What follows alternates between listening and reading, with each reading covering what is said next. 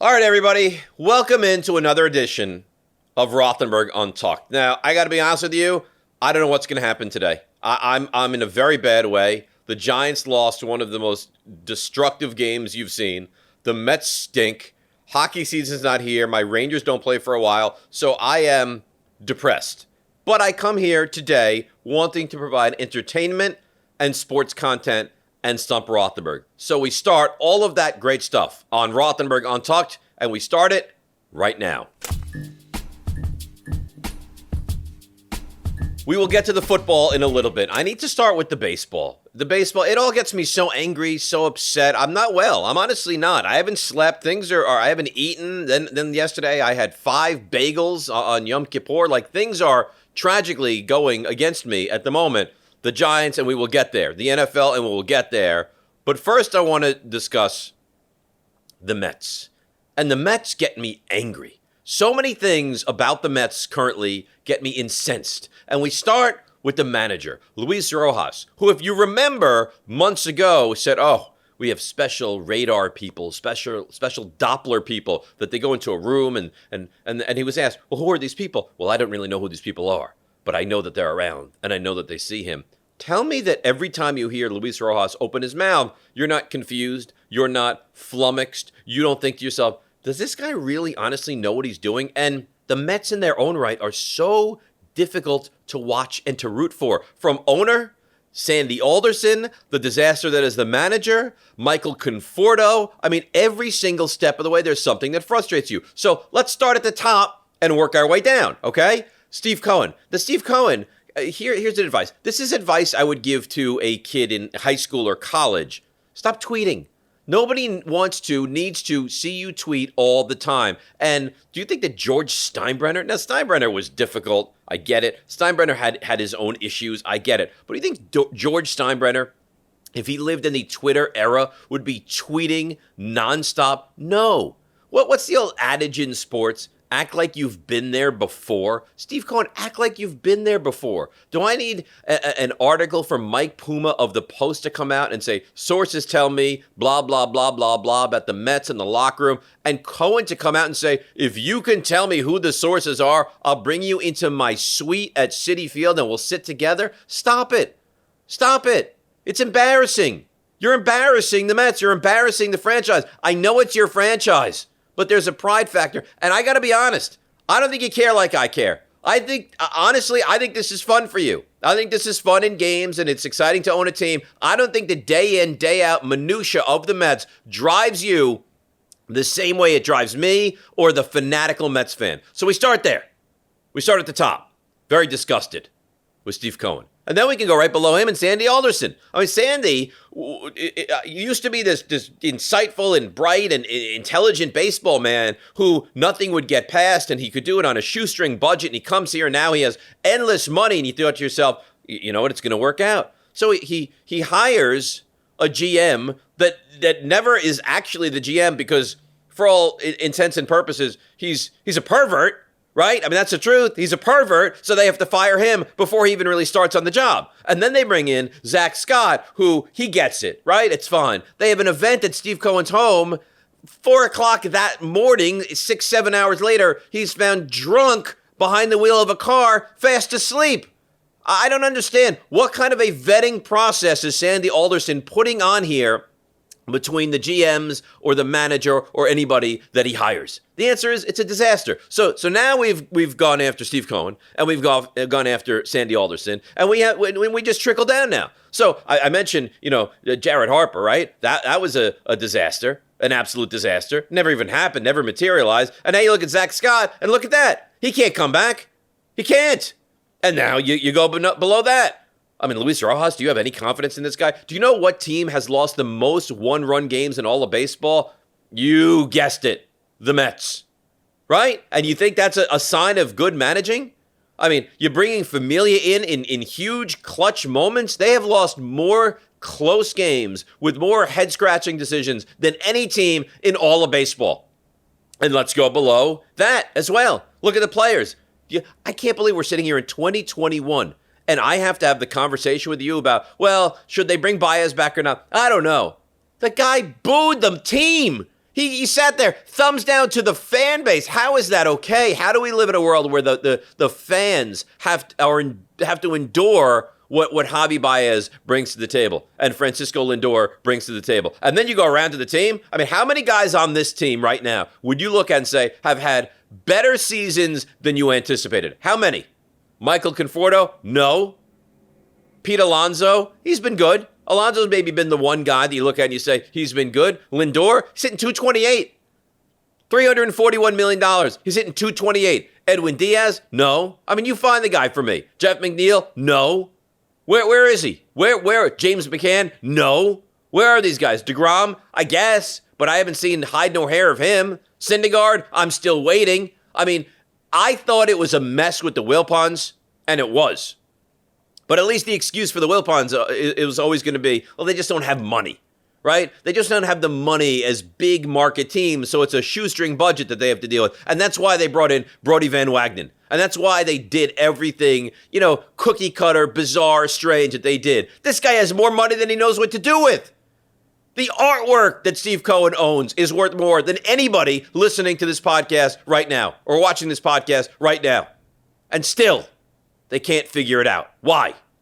I would go to Theo Epstein and offer him a kidney if I were Steve Cohen. I would go to Theo Epstein and say to him, I will give you anything. I will give you 3%, 5% of this organization. I will let you make every single decision. Why? Think about it now. He delivered a title to Boston. He delivered a title to the Cubs. He can deliver a title to the Mets. But my God, being a Mets fan, it is brutal right now. So the Mets, tremendous disappointment. They're done. And think about this for a second. We're going to get to the Yankees in a moment as well. The Mets are in, is it fair to say, the worst division in all of baseball? Right? I think so, right? Think about it. It's got to be the worst division in all of baseball. They are sub 500 in the worst division in all of baseball. That's no easy task. Now, that being said, and I think this is fair, are the Mets the biggest disappointment in New York baseball? Because there's not an expert out there who wouldn't have fought you tooth and nail to tell you the Yankees are not the best team in the American League heading into the season. Nobody out there. Everyone said Chicago will be okay. Houston will be pretty good. Tampa's always good because they're Tampa and somehow they make it work. But the team to beat in the American League is the Yankees. There's a real chance, guys, and we don't have a lot of time left in the regular season. There's a legitimate chance that the Yankees do not get to the postseason. Think about what's happened to the Yankees recently. So they barely beat Minnesota. It's a makeup game. It's an afternoon game. They lose 2 out of 3 to the Mets. They follow that up with a game against Minnesota, and they trail 5-0, and they barely find their way to a victory in that game. But they win. And then they go to Baltimore, and they win the first game, and they narrowly win the second game, trailed in the 9th inning, scored a couple runs. Chapman comes on closing. Fine. So now the Yankees, they're looking for the sweep. And oh my God, looking for the sweep. Up by a run, 9th inning, and Holmes and Sanchez look like they've never played the game before. Holmes is throwing the ball all over the place. Sanchez has no idea how to keep the ball in front of him, and they allow the tying run in the 9th, and they lose the game in the 10th. It's not okay. It's not. When you look at the expectations for this team this year, what were they? What would a minimum you would have said? What they got to get to the World Series, right? If they lose to the Dodgers, I could deal with that. But this is the time the Yankees thought they could win the whole thing, and now to be here. And now, and I say the same thing with the Yankees that I said about the Mets earlier. Go through the Yankees and tell me what guy you look at and you say, he's done better than I thought. One guy in the everyday starting lineup, and it's Aaron Judge. One guy. You think Gleyber Torres is that guy? I mean, Gleyber Torres is horrendous at this point. I don't know what happened to this guy. Gleyber Torres 2 years ago, you looked at it and you said, he's a star. I don't know that I'd trade him for anything. You look at it 2 years later, he's not a star. I'd trade him for almost anything. Gleyber Torres at shortstop is an unmitigated disaster. He's terrible. You can't even play him there anymore. In fact, so much so that with 3 weeks left in the season, the Yankees have to completely change their infield. That's what Gleyber Torres is. And then DJ LeMahieu, I get it, he got paid this offseason, but has he done what you'd hoped he would do? No. Gary Sanchez? No. Gio Urshela? No. Somehow Brett Gardner, he just like, if you were to buy the Yankees, they would say to you, you get all this, And oh, by the way, you also have to take Brett Gardner. Because Brett Gardner's, he's just always there. He's like the couch that comes with the home that you buy. He's always there. It's not his fault. He shouldn't be playing every day. Joey Gallo? I mean, I get they added Gallo, they added Rizzo, they add some arms as well. But, I mean, the Yankees have underperformed. And you look at their record, it's not horrendous. But this day and age, this Yankees team should be a 95-plus win team. So the fact that they are struggling tooth and nail to get into the postseason is embarrassing. And I ask you this question. If the Yankees don't get in at all, now, stay with me for a moment here. It's the Yankees, it's the Red Sox, it's the Blue Jays, 3 teams fighting for 2 spots, right? How about this for, I guess, a worst-case scenario kind of moment? Let's just say, and we'll use this as an example, Toronto gets the top wild card, right? They move on. They wait for the second wild card. Let's just say the Yankees and the Red Sox are tied for the second wild card. Do you know what now happens? Monday, Yankees play the Red Sox. Tuesday, the winner of that takes on Toronto. Thursday, the winner of that takes on Tampa Bay in a best of 5. You like your chances there? No. No, the Yankees have painted themselves into a corner, and I don't know that they can get out of it now. Your last 9 games of the season are at Boston, at Toronto, and Tampa. And tell me this. You don't think Tampa would love to come into Yankee Stadium in front of the home crowd and silence the Yankees? They don't like the Yankees at all. And I've heard a lot of people say, yeah, but you know what? They're not going to want to do that because they're going to want to save their guys for the postseason.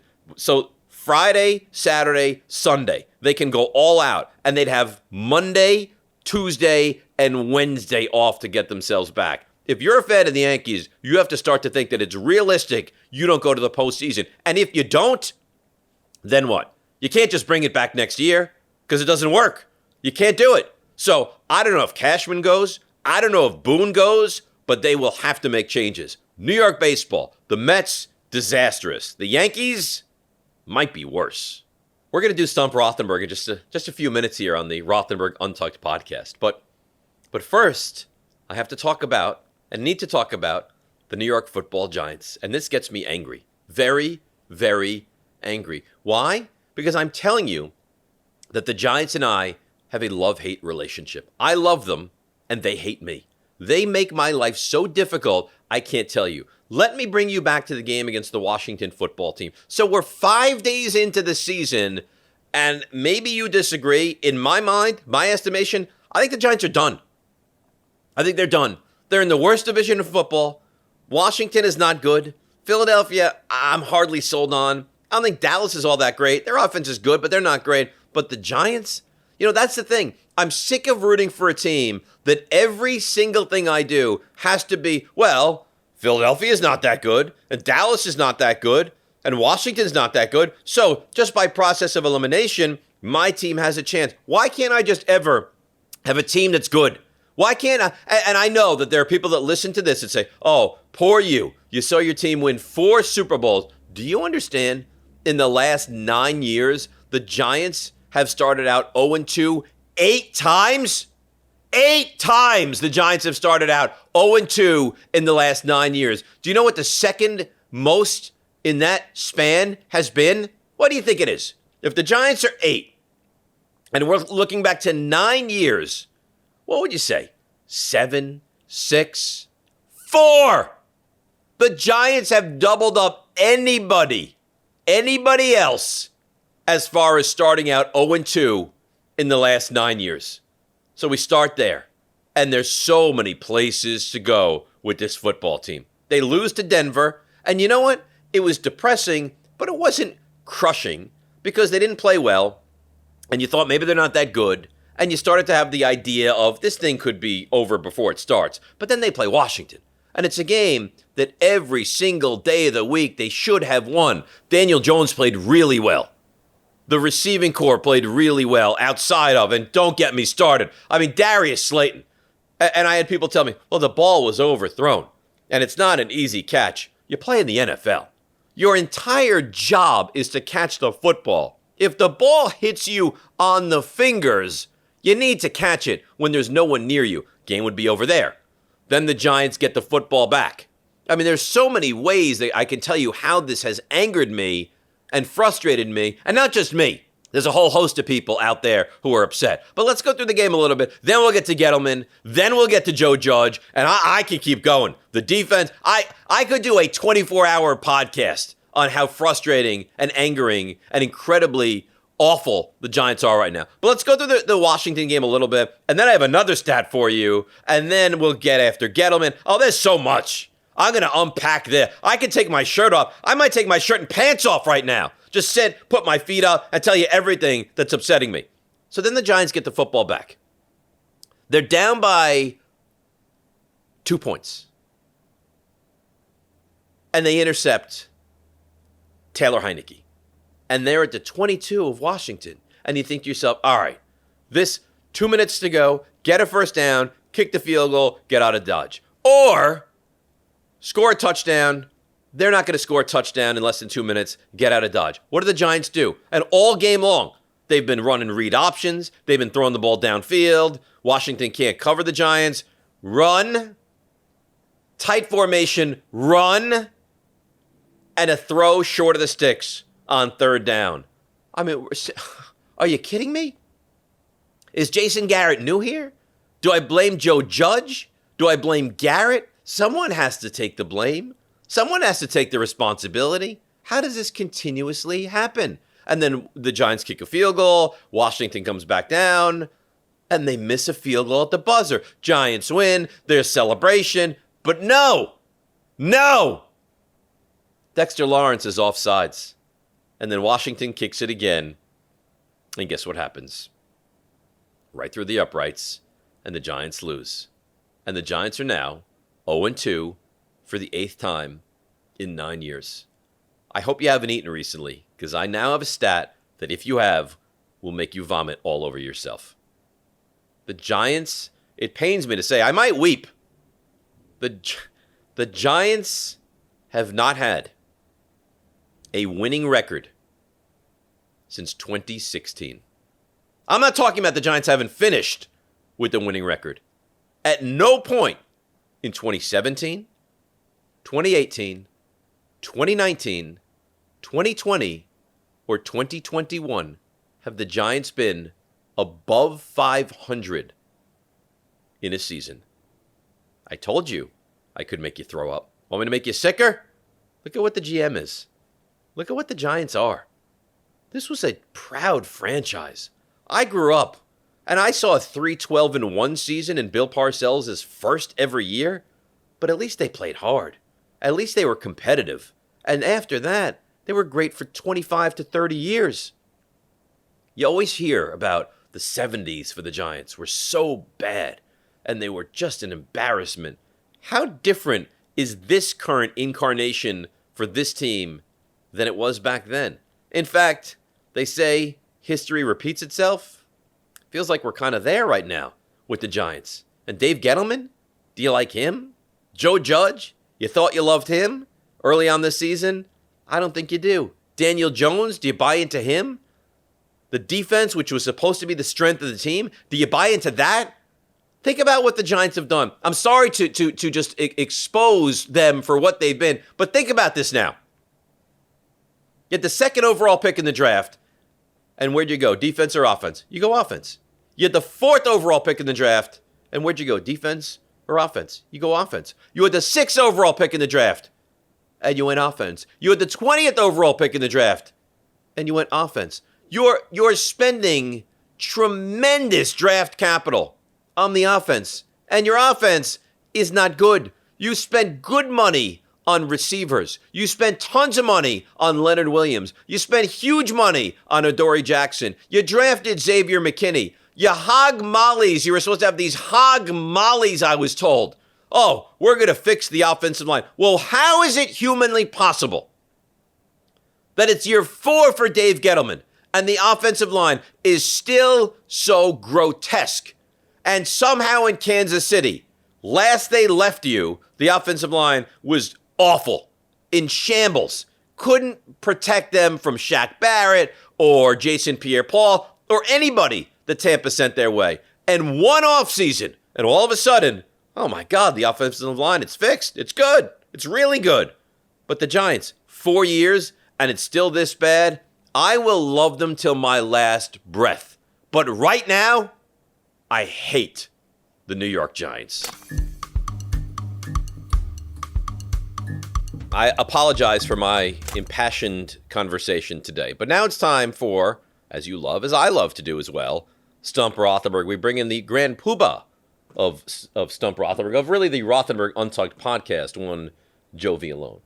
Hello, David. Hello, Joseph. You know, as a father of a number of recent college graduates, Okay. I think it is very important for college graduates to leave college and actually become employed. I agree with that. They need to get good jobs. So you're very pro-schooling. After the tuition and the homework and the work, they get good jobs. That should naturally follow. I agree with you 100%. So my question today, the top 5 colleges that have success getting their alums jobs in the NFL. So top 5. Top 5 college teams Uh-huh. that have the most alums. Week 1 rosters in the NFL this year. Currently in the NFL. All right, number 1. Now, you're going to need them in order or just any 5? Like, is this like the Family Feud, or if I give you... The top 5. All right, top 5. All right. I'm going to start, and I feel confident about number 1, Alabama. With 54. Okay. I'm going to follow Alabama up with Ohio State. Correct. With 50. That's number 2. That is number 2. Okay. I wonder now. All right, so let's think now, because people like the process. Clemson, but are they too new of a program to have that many? LSU. Michigan. These are the schools I'm thinking. Notre Dame, I think, has to be in there as well. All right. I'm going to say LSU. Correct. They're not number 3, are they? At number 3. Oh, do you see what's happening here? With 47. Okay. There's no way I'm going to go 1 through 5 in order. I think it's very unlikely. All right. Florida could be there too. It's another one. All right, so now I'm Notre Dame, Clemson, Florida, Michigan. Those are the 4. Don't I don't want any approval or disapproval. Those are the 4 schools I'm thinking of. I guess I'll go for number 4, Michigan. No. Not on the top 5. No. All right. That's okay. Notre Dame. Is that in order? Okay, I'm going to say Notre Dame is yes. But they're 5. They are tied For 5th. for 4th and 5th. There are 2. The number 4 school and the number 5 school both have 36. Okay. So I got So Notre 4 Dame or is one 5, of and I'm them. looking for the other school tied with Notre Dame. So I'm thinking Clemson. Did I say Florida? Officially, no. So I'm between Florida and Clemson. I'm going to go with a surprise and say Florida's tied with Notre Dame. They are not. They are not. Then I'm going to say Clemson. They are not. They are not. Now I'm flummoxed. Because now I have to think, what other school is out there? I don't think it's Texas A&M, Mississippi State, Georgia.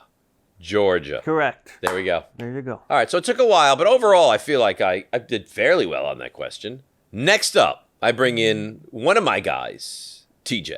All right, TJ, you're up on Stump Rothenberg.